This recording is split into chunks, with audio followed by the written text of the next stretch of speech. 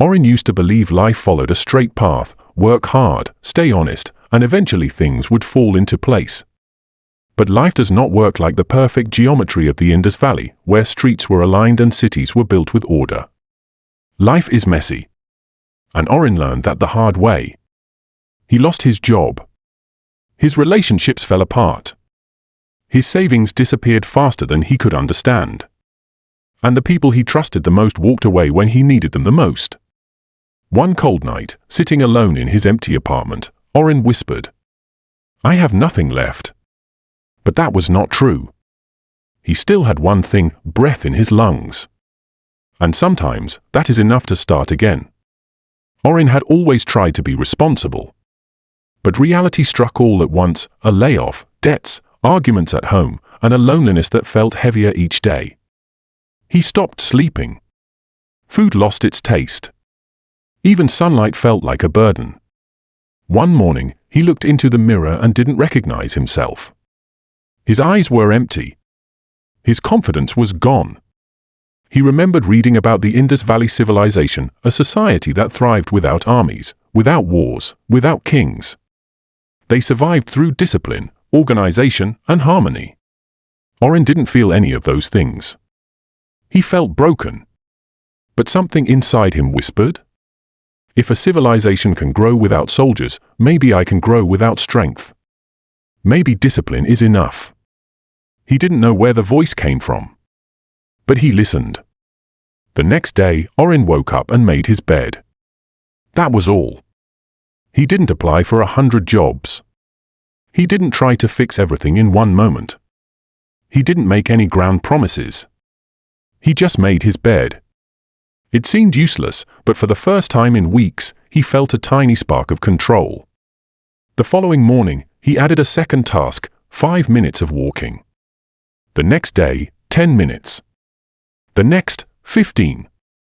These actions didn't change his life immediately. But they changed him. He began to rebuild structure, just like the Indus Valley people built streets, homes, and drainage systems one brick at a time. Small actions. Repeated daily. Quiet but powerful. He realized. Discipline isn't loud. It's steady. Just when Orin felt a little better, life punched him again. He received a rejection email from a job he desperately wanted. His landlord raised the rent. And his closest friend stopped answering messages. The weight returned. He felt the old darkness pull him in. He almost gave up. Almost. That night, he remembered something he once heard. Setbacks don't destroy you. Giving up does. He breathed deeply, wiped his tears, and whispered, "Not this time." He put on his shoes and went for a walk. It was raining heavily, but he walked anyway. Every step reminded him he was still alive. By the time he returned home, he realized something powerful. The storm outside isn't stronger than the storm inside, but I'm still moving. The hardest battles Orin faced were not financial or physical. They were internal. The battle of self-doubt. The battle of fear. The battle of shame. He questioned everything. Am I enough? Am I wasting my life?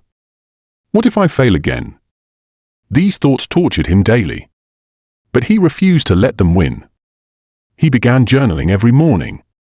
He wrote his fears, his hopes, and the person he wanted to become. Not the perfect version, just the honest version. Slowly, he built a mental blueprint, the way ancient civilizations built cities. He defined his boundaries. He learned to say no. He stopped apologizing for things that weren't his fault.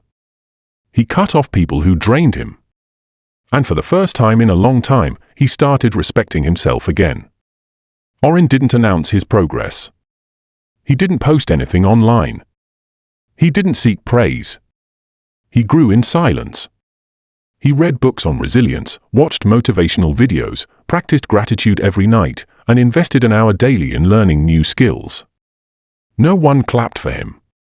No one encouraged him. No one said he was doing great. But he kept going. Because he finally understood. Your life doesn't improve when the world believes in you. It improves when you believe in you. Like the Indus Valley people who built sophisticated structures without seeking glory, Oren worked quietly, consistently, patiently. One evening, while reviewing his journal, Oren noticed something surprising. He wasn't writing about failures anymore. He wasn't complaining. He wasn't lost. He was planning. He was focused. He was stronger. He didn't notice the transformation while it was happening because growth is invisible until the results appear. That night, he wrote, "I'm not the person who hit rock bottom. I'm the person who climbed out." And suddenly, he realized something profound. Strength isn't built in moments of success. Strength is built in moments of survival.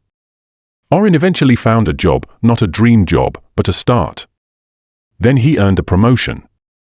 Then he started a small side business. He cleaned up his debts, rebuilt his relationships, and created a routine that made him proud. People looked at him and said, "You changed."